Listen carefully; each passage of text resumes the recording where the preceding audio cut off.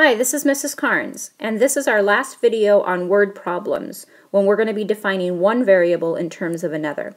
This word problem is going to be using consecutive integers. The problem's going to ask us that there's a certain number of consecutive integers that add up to a sum, and we have to find those consecutive integers. Before we begin, we need to understand what does consecutive integers mean.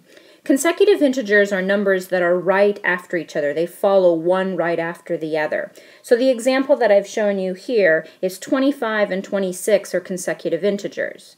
And if you'd like to look at it in a negative term, we also have -10, -9, -8. They're consecutive integers. If you were to put them on a number line, they would follow one right after the other. That's what consecutive means. Remember, integers can be positive or negative.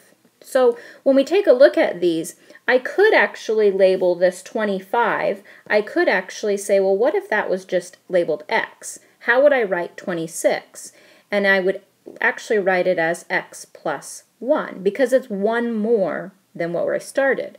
Same thing down here. If we labeled the -10 as p, variable p, then we would label -9 as p plus 1 because it's one more than where we started. And we would label -8 as p plus 2 because it's 2 more than where we started at -10. And so that's how we write consecutive integers when we're dealing with unknown variables. So let's go ahead and put this to work. So here's the question. Again, remember, always read the question very, very carefully. You want to know all the information you can about it, and you want to know what they're actually asking you to try and solve for. This problem says, the sum of 4 consecutive integers is 66. Find the integers. So first of all, I see the word sum. I know that the word sum means to add. So I'm going to be adding 4 consecutive integers together. That means I'm going to have 4 numbers in a row that when I add them up, they're going to equal, remember the word is means equal in math, they're going to equal 66. And then more importantly, they're not asking me to just find the first number, they're actually asking me to find all the integers. So I'm going to have 4 answers when I'm done because those will be the 4 consecutive integers that add up to be 66. So let's talk about these 4 consecutive integers. First of all, we don't know what they are, so we have to use a variable to represent them. So what I'm going to start off with is I'm going to say the first variable, or the first integer, whatever that is going to be labeled with an x. So x is my first integer. And then if I want the next one to be consecutive, it's going to be that x plus 1, because it would be the number right after the x. And if I wanted to get the next consecutive integer, it would be x plus 2, because it will be 2 units further than where we started at x. And finally, the fourth integer would be x plus 3. And so that's how I would represent those 4 consecutive integers, by x, x plus 1, x plus 2, and x plus 3. And you can see that there's 4 separate numbers that we're dealing with. So we know that we're going to be adding these together because it says the sum, and we know it's going to be equal to 66. So let's take a look at what the equation would be. So the first integer was x, then we would add to it the second integer, x plus 1, and the third integer, x plus 2, and the fourth integer, the last integer, x plus 3. And we know that they want those to equal 66. Now we're going to go ahead and start solving this equation. And we see parentheses. And normally parentheses indicate distribution to us. But notice that there's nothing in front of these parentheses that's going to be multiplied through or distributed through those parentheses. There's a 1 in front of each of them, and that's not going to change anything.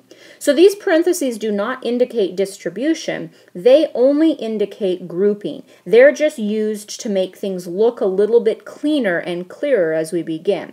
They're really not necessary in this equation. So we're going to rewrite our equation without the parentheses so that we can go ahead and continue to solve the equation.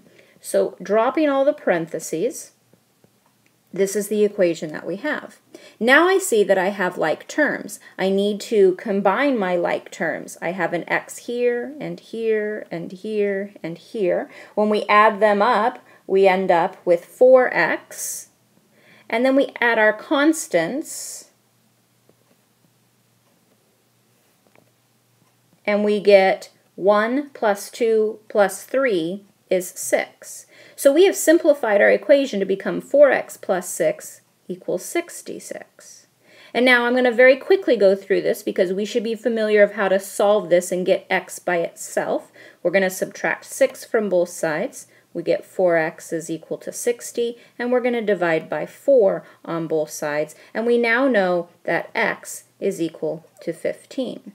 Now that's one variable, or I'm sorry, that's one integer. What we're going to take a look at is we had to find all 4 integers. And so if we found the first one, x is 15, then we have to find the x plus 1. And so when we find x plus 1, we're just going to add 1 to our 15 and get 16.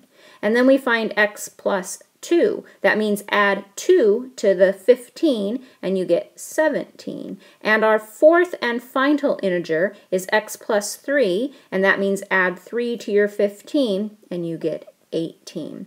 And these are the 4 consecutive integers that when added up will equal 66.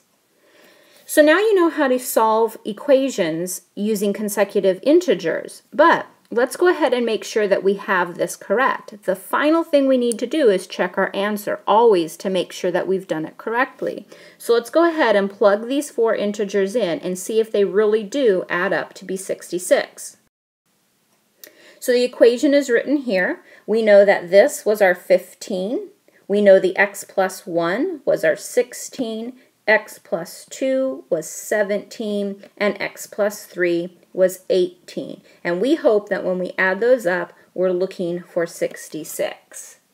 And it is true, when you add up 15 plus 16 plus 17 plus 18, go ahead and try that, you do get 66, which is what we wanted to get. So that works. So again, the 4 integers that add up to give us 66 are 15, 16, 17, and 18. Excellent job. Try some on your own now.